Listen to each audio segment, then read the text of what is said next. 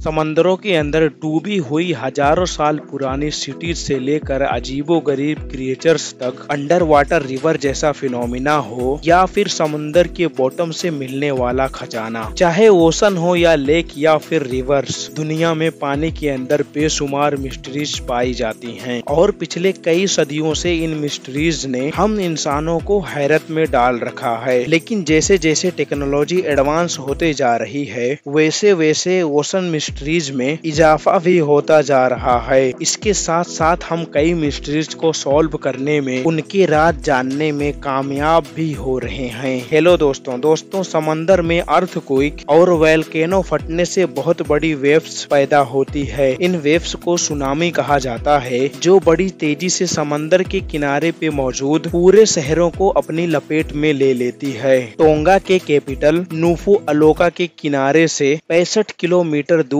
एक under water volcano है, जिसको टोंगा वोल्केनो कहा जाता है।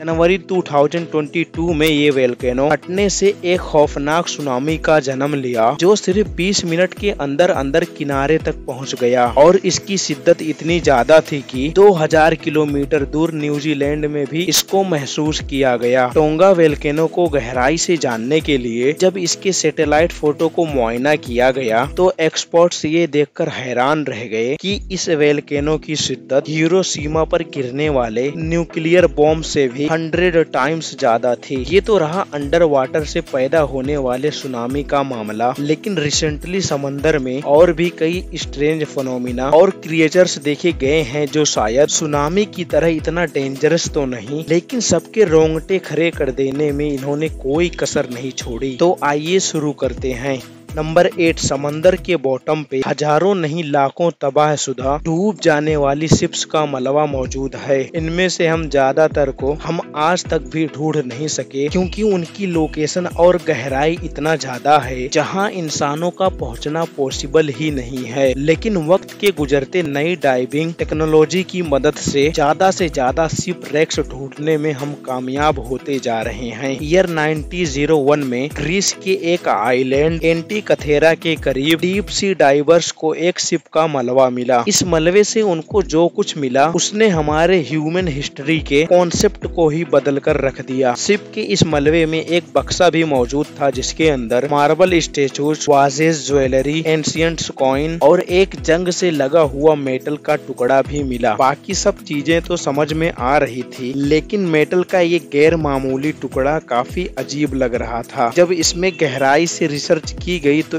एक एक करके सारी हकीकत खुलकर सामने आ गई। शिप रैक में मौजूद स्टेचूज और कई जगहों पर राइटिंग देखकर अंदाजा लगाया गया कि ये एंशिएंट ग्रीस के दौर में तबाह हुआ था।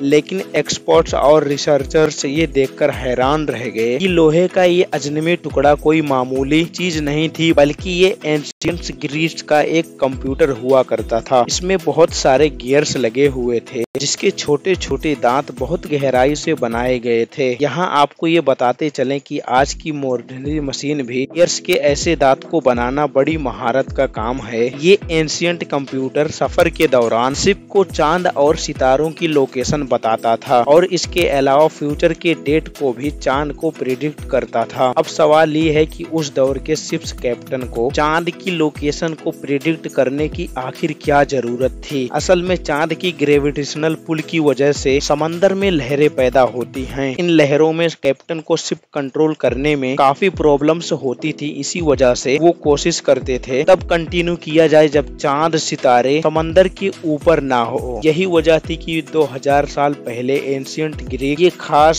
मैकेनिकल कंप्यूटर इस्तेमाल किया करते थे।